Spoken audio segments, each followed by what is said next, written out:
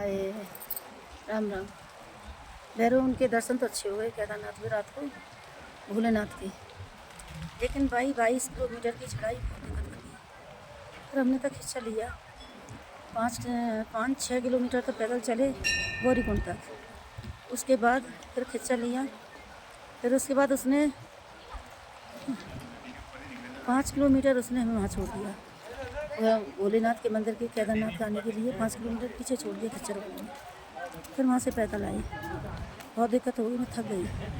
और फिर दूसरे नंबर मेरी गैस बन गई, बहुत बुरी तरह से गैस बन गई, मेरी सांस उठ गई ऊपर आ गई। रात को फिर मैं कूपन ले लिया था, मैंने, बिट्टू ने और मोना ने और राजा साहबी ने और उसने दिवाकर ने, प्रांची ने, सब ने।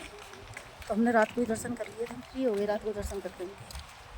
अब इस टाइम ये समझो मंदिर में जाकर मेरी सांस उठने लगी अंदर। भाई बड़ी ऊंची से, इतनी ऊंची ऊंची सीढ़ियाँ थी कि एक सीढ़ी की 2-3 सीढ़ी हूँ।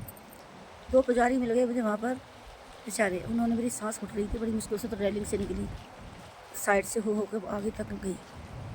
वहाँ पहुँचने के बाद पुजारी ने मुझे दर्शन कराए पकड़ के अच्छी तरह। इतनी हालत ख़राब कि मेरी सांस नहीं आ रही थी। फिर उन्होंने कपूर दिया, कपूर दे करके फिर मैंने वो कपूर सूंघा, बोला नाक से सूंघा, मुँह से निकालो सांस, जब सांस आई। और फिर वाक़ई बात ये समझो, इतनी दिक्कत दर्शन करने के बाद फिर वहाँ तो पुजारी थे, उन्होंने पुलिस वाले से कहा कि माता जी को बाहर पहुँचाओ। वहीं पर मेरी जैकेट गिर गई, ये समझो। जैकेट गिरने के बाद क्या हुआ, जब पूजा करने के निकली तो तीसरे एक पुजारी थे, बोले ये जैकेट किसी, तो वो बोले एक दूसरे पुजारी मेरे साथ थे पहले वाले, अरे ये जैकेट जो है माता जी की है। तो मैं जाके बोलकर धन्यवाद गुरुजी से मैंने ये कहा। तो बोले नहीं धन्यवाद बाद में करना, पहले पूजा कर लो। तो मैंने 2 बार पूजा करी, एक बार जब करी, एक बार जैकेट ली तब की। बहुत अच्छे से दर्शन हुए, खुल के दर्शन हुए। भाई हमारे पीछे इतनी भीड़ नहीं थी, आगे ज़्यादा भीड़ थी, बहुत लंबी लाइन लग रही थी, लेकिन हमने अच्छे से दर्शन कर लिए थे वहाँ पर। और पता है फिर उसको बाद वहाँ से आने के बाद मेरा ऐसा हुआ कि भाई जैसे ही वहाँ से निकल के मेरे सांस नहीं आई, इतनी परेशान हो गई। मैं कुर्सी पर बैठा दी, मैं पुलिस सिपाही ने, पुलिस और बेचारी ने कहा था जाओ इनको बाहर बैठा दो, मैं सिर्फ कुर्सी पर बैठा दी। उसके बाद थोड़ी देर बाद बच्चे आ गए, और आने के बाद ये समझो कि मैं इतनी परेशान हो गई, मेरी सांस नहीं आई। वहाँ से निकलने के बाद थोड़ी सी दूरी वहाँ मंदिर से सीढ़ियों से उतरने के बाद क्या होता है कि मुझे उल्टियाँ शुरू हो गई, गैस बन गई, उल्टियाँ। खाया कुछ शुरू से कुछ नहीं था, सिर्फ ये लोग नाश्ता करें, हम लोग इन्हें ढूंढते रहे, ये अंशु वगैरह इन सबको ढूंढने के चक्कर में हम आगे निकल आए गौरीकुंड में, ये पीछे रेस्टोरेंट में रुक गए। फिर हम वहाँ गए, मैंने फ़ोन करा हिमांशु ने, कहाँ पर हो कहाँ पर हो। फिर वहाँ पूछा कैसा से, हम तो रेस्टोरेंट में, तो वहाँ जा बैठ, कम से कम 1 किलोमीटर पीछे गए मेरे हिमांशु दोनों। वहाँ जाने के बाद जब तक हम पहुँचे, जब तक इन लोगों ने वहाँ नाश्ता खाना पीना सब खा चुके थे। अब जैसे ही हम वहाँ पहुँचे, पहुँचने के बाद तुरंत ये लोग बोले कि चलो चलो चलो। भाई मुश्किल से मैंने 3 आलू की पकौड़ी थी, गोभी की 3 पकौड़ी नेक चीज़ें खाई, बस और कुछ नहीं खाया। वहाँ से केदारनाथ तक कुछ नहीं खाया भाई हमने। और ये समझ लो बहुत दिक्कत हो गई मुझे, गैस बन गई पेट में, पता नहीं क्या हुआ, पूरी रात मुझे उल्टियाँ हुई। ये तो अच्छा था कि हमें रास्ते में वहाँ पर एक इंग्लिश लैट्रिन अच्छी मिल गई, वहाँ पर पोटी वगैरह करके आई मैं आराम से। और नहीं रात को लैट्रिन की इतनी दिक्कत हो जाती, बहुत ज़्यादा हो गई मुझे। और वहाँ से आने के बाद ये समझो उल्टियाँ हुई, पूरी रात निकल गई टेंट में मुझे उल्टी करते करते, 1 सेकंड को नहीं सोई, बहुत हालत ख़राब हो गई मेरी उस टाइम। लेकिन एक व्यवस्था तो है यहाँ पर कि लैट्रिन सीट वगैरह जो है हिंदी है, लेकिन भाई जो लोग उन पे बैठा नहीं जाता, जो लोग चल नहीं हिंदी पे बैठ नहीं पाते, उनके लिए बहुत ज़्यादा प्रॉब्लम है, बहुत ज़्यादा परेशानी है यहाँ पर केदारनाथ में।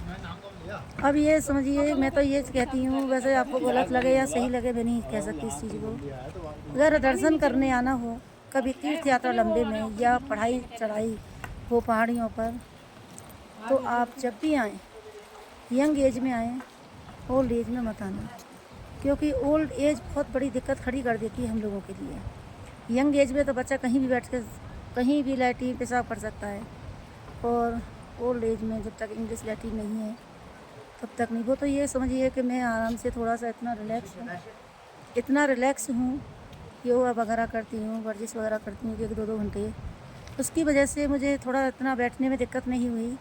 फिर भी हुई, ये नहीं हुई, मुझे हुई। लेकिन यहाँ पर बस एक व्यवस्था ख़राब है कि जब 4 इंग्लिश की लगा हिंदी की लगाई है लैट्रिन सीट, तो 2 या 1 तो इनको इंग्लिश की लगानी चाहिए थी। यहाँ पर बस यही व्यवस्था ख़राब है, बाकी सब बढ़िया है, सफाई है, बहुत सुंदर है और यहाँ का नज़ारा भी बहुत प्यारा है। मैं आपको नज़ारा दिखाती हूँ अभी खड़ी हो गए। अभी इतनी हिम्मत नहीं है मुझ में। अभी ये समझिए अभी तक कुछ नहीं खाया है। टाइम पता नहीं कितना हो रहा है, मैंने देखा नहीं। 1:45 हो रहा है।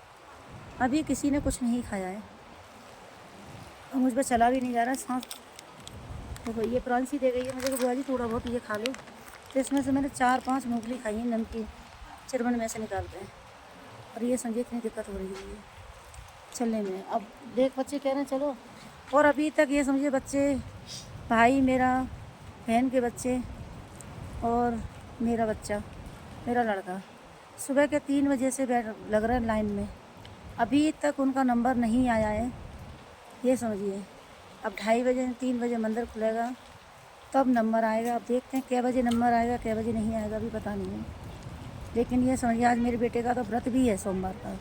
वो सोमवार के व्रत में कुछ भी नहीं खाता है, व्रत में कुछ नहीं खाता वो। और ये समझिए बड़ी परेशान, भाई भी भूखा है मेरा, बहन के बच्चे भी भूखे हैं दोनों। ये समझिए अभी तक नंबर नहीं आया। अगर हमको जल्दी ये लोग जल्दी आ जाते तो जल्दी कर लेते। अब सुबह के ये समझिए 3 बजे 2 बजे से नंबर लगता है, तब भी भीड़ इतनी हो जाए। सोमवार हो रहा है, सोमवार की वजह से बहुत भीड़ है यहाँ पर। लेकिन एक चीज़ है, मौसम बहुत सुहाना है।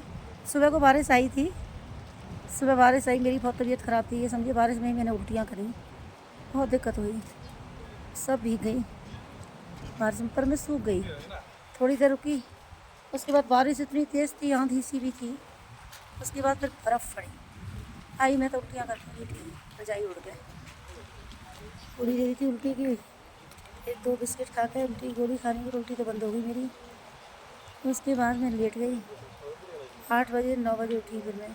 माथे का दर्द तो मेरा अभी भी हो रहा है बहुत ज़्यादा, माथे का दर्द बंद नहीं होगी। ये समझिए बहुत परेशान हो गई मैं सच में यार। जब भी आओ यार, यंग में आना, ओल्ड में मत आना दर्शन करने। जहाँ भी जाओ यंग अवस्था में जाना, ओल्ड नहीं, कभी नहीं जाना यार, सच में बहुत दिक्कत हुई है। मुझे तो हुई है बाइक की, पता नहीं मेरी भाभी को भी दिक्कत हुई है, ये नहीं हुई कि नहीं हुई, वो भी दिक्कत हुई है, बहुत परेशानी है इसमें। आप देख सकते हैं मेरे चेहरे की हाव कैसा हो रहा है, बहुत गंदा हो रहा है इस टाइम। मैंने सोचा था केदारनाथ में जाऊंगी, मंदिर में वो वीडियो बनाऊंगी, लेकिन बच्चे आज मुझे बहुत, बड़ी बेटी बोली मम्मी इन्जॉय करो जब यहाँ आई हो तो। फिर मैंने उससे कहा मुझे चॉकलेट दे दे, चॉकलेट से थोड़ा एनर्जी आएगी। उसने मुझे 3-4 चॉकलेट दी, चॉकलेट खाई, तो उसके बाद मैंने पानी पिया, थोड़ा रिलैक्स हुई। रिलैक्स होने के बाद फिर मैंने 2-3 वीडियो भी बनाई है इंस्टाग्राम पर, अब उनको डालूंगी, अभी नहीं डाली मैंने। बहुत परेशान। देखो वादियाँ दिखाऊँ आपको, देखिए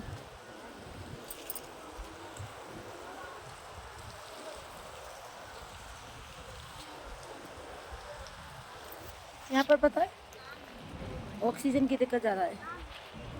अब पता नहीं ऑक्सीजन की दिक्कत हो रही है, किस चीज़ की दिक्कत हो रही है मुझे मालूम नहीं, लेकिन अभी तो फिलहाल मुझे भूख की दिक्कत हो रही है।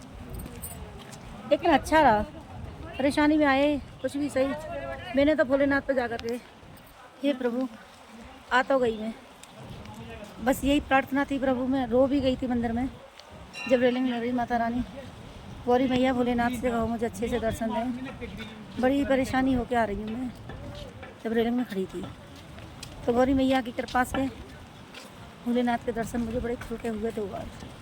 सच में बहुत अच्छा लगा, मेरी मेहनत वसूल हो गई। जो भी मुझे परेशानी हो रही थी वो तो खैर होती है, आपको पता सबको ही होती है, लेकिन दर्शन अच्छे हो गए, मैं खुश हो गई। मैया ने मेरी सुन ली, गौरी मैया ने, और मुझे दर्शन बहुत अच्छे से करा दिए। सच में बहुत सफ़र अच्छा रहा, भाई भाभी के संग बच्चों के साथ बहुत अच्छा सफ़र रहा। बस ये है, बस कृपा हो जाए प्रभु की, भोलेनाथ माता रानी की, अब आराम से नीचे उतर जाए। मौसम आज गिर रहा है बहुत ज़्यादा, देखो पूरे बादल हो रहे हैं, पूरा बारिश का मौसम बताया है, आज बारिश होगी।